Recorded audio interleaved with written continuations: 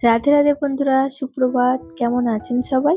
মিষ্টি পরিচয় চ্যানেলের আরো একটা নতুন ভিডিওতে আপনাদের সকলকে অনেক স্বাগত জানাই। জানেন তো, গত এক সপ্তাহ হয়ে গেল আমি কোনো ভিডিও আপলোড দিতে পারিনি। আর এরই মাঝে কিন্তু ঘটে গেছে একটা দুর্ঘটনা, আর আমার শরীরটাও কিন্তু বেশ খারাপ ছিল। সেজন্য না কোনো ভিডিও আপলোড দিতে পারিনি। আপনারা কেমন আছেন আমাকে কিন্তু অবশ্যই কমেন্টে জানাবেন। আর ভিডিও না দিতে পারার একটাই কারণ, হয় আমার শরীর খারাপ, আর না হলে কিন্তু কোনো কিছু ঘটেছে। এর দুটোই কারণ হবে, এছাড়া কিন্তু কোনো কিছুই কারণ না। আর ভিডিও আপলোড দিতে পারিনি বলে আমার মনটাও কিন্তু বেশ খারাপ ছিল। ভাবলাম যে বেশ কয়েকদিন হয়ে গেল, তো তোমাদের সঙ্গে কিছু একটা শেয়ার করা যাক। জানেন তো, হঠাৎ করেই কিন্তু দিদির শ্বশুরমশাই আর কি মারা গেছিলেন, তো ওখানে যাওয়া, তার মধ্যে তো এই সমস্ত নিয়ে না একটু ব্যস্তর মধ্যে ছিলাম। আর বললামই তো যে শরীরটাও একটু বেশ খারাপ ছিল, সেজন্য কোনো ভিডিও আপলোড দিতে পারিনি। আর দেখবেন, নিজেদের মানুষ যদি, কাছের মানুষ কেউ যদি চলে যায় এভাবে হঠাৎ করে, তাহলে কিন্তু মনটা ভীষণ খারাপ লাগে। সেটা তো তোমরা অবশ্যই বুঝতেই পারছো যে কিরকম লাগতে পারে। তো যাই হোক, সমস্ত কিছু কাটিয়ে উঠতেই হবে আমাদেরকে। আর একদিন না একদিন কি বলতো, সবাইকে এই পৃথিবী ছেড়ে যেতে হবে। তারপরেও কিন্তু নিজের মানুষরা যখন চলে যায় তখন কিন্তু মনটা ভীষণ খারাপ লাগে।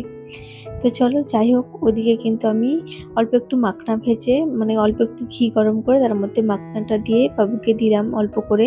ওকে বললাম একটু মাখনা খেতে। আর ও যেহেতু এখন প্র্যাকটিস করছে না, ক্রিকেট প্র্যাকটিসে যায়, তো সেজন্য কিন্তু ওর একটু প্রোটিনের দরকার। আর ও কিন্তু হিজিগিজি এইসব বাদাম টাদাম কিছুই খেতে চায় না। ওকে অনেক জোর জবরদস্তি করে খাওয়ানো হয়। ওকে না দুধের মধ্যে সকালে পেস্ট করে এই সমস্ত করে আমি কিন্তু খাওয়াই। আগে যখন ছোট ছিল তখনও কিন্তু এরকম বাদামকে গুঁড়ো করে এইভাবেই খাওয়াতাম। এখনো কিন্তু আমাকে ওই একই প্রসেসটাই রাখতে হয়েছে, এমনিতে কিন্তু কোনো কিছুই খেতে চায় না। তো ওদিকে বাবুকে একটু লেবুর জল দিয়েছিলাম, তার সঙ্গে ওকে দুধ গুলে দিয়েছিলাম। আর আজকে ব্রেকফাস্টেওটাও কিন্তু আমি করে নিয়েছি। আজকে ব্রেকফাস্টে বানিয়েছি হচ্ছে লুচি আর আলুর দম। আর এই লুচি খেতে না আমার বাবু ভীষণ ভালোবাসে। ছোট থেকে কিন্তু ও লুচি তরকারিটা ভীষণ পছন্দ করে। সেজন্য ওর জন্য আজকে একটু লুচি বানিয়েছিলাম। আর আমার জন্য ওদিকে অল্প একটু মুগ ডাল দিয়ে ডালিয়া বানিয়ে নিয়েছিলাম। আর আজকে না সবজি সেরকম কিছু একটা ছিল না, সেজন্য সবজিটা দিলাম না। তো ডালিয়াটা আমি বসে বসে খাচ্ছি, আর ওর কিন্তু খাওয়া হয়ে গেছে। তো এখানে আমার সঙ্গে বলছে, মা আমাকে একটু ক্যামেরাতে নাও। মাঝে মাঝে আসতে চায় না, আবার মাঝে মাঝে কিন্তু বায়না করে আসার জন্য। ওই যে তোমাদেরকে একটু হাই করে দিল। আর ওর তো এখন সামার ভ্যাকেশন চলছে, সামার ভ্যাকেশনে ও কিন্তু বাড়িতেই রয়েছে। আর আমার একটু পিছন পিছন ঘুরে একটু টিভি দেখে। আর ঘরে বসে ছোট বাচ্চা কি বা করবে বলো তো, কতক্ষণই বা ওকে পড়াবো। তো একটু আমার পিছন পিছন ঘোরে। তো যাই হোক, ও এখন টিভি দেখছে, তো ভাবলাম গিয়ে দিকে বিছানাটা পেতে নিই, তারপর ওদিকে রান্নার দিকে যাবো আর কি। এদিকের কাজগুলো গুছিয়ে নিয়ে তারপর রান্নাটা বসাবো। এদিকে সমস্ত কিন্তু গুছিয়ে নিয়ে তারপর হচ্ছে কি ওদিকে রান্নাটা বসাবো। আর ওদিকে রান্নাটার মধ্যে কিন্তু ডালটা আমি বানিয়ে নিয়েছি। আর সমস্ত কিছু হাতের কাছে নিয়ে রান্না করতে বসলে দেখবে অনেকখানি তাড়াতাড়ি হয়ে যায়। আর আজকে যেহেতু নিরামিষ ছিল, সেজন্য কিন্তু বেশি কিছু রান্না হবে না। সেজন্য ভাবলাম যে এদিকের কাজগুলো কিন্তু আগে সেরে নিই।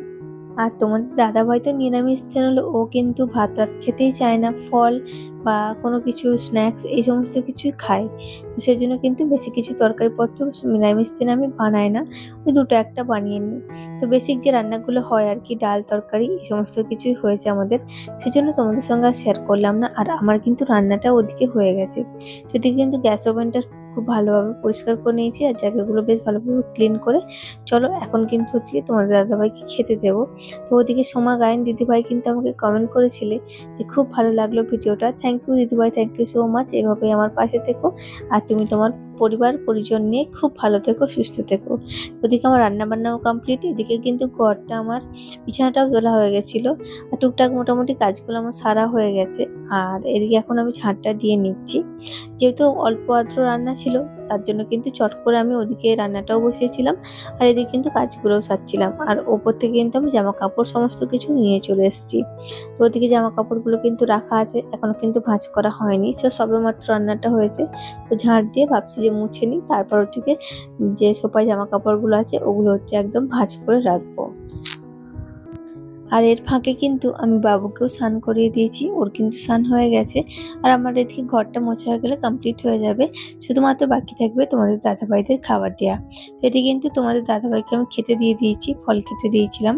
ও বললো শুধু আমাকে চাটনিটা দাও আর আমাকে একটু ফল দাও, তো ওকে দিয়ে দিয়েছি এদিকে ফল খেতে। তো চলো আজ আসি, দেখা হবে আবার পরের দিন তোমার সঙ্গে। টাটা। কেমন লাগলো আমার ব্লগটা অবশ্যই জানিও।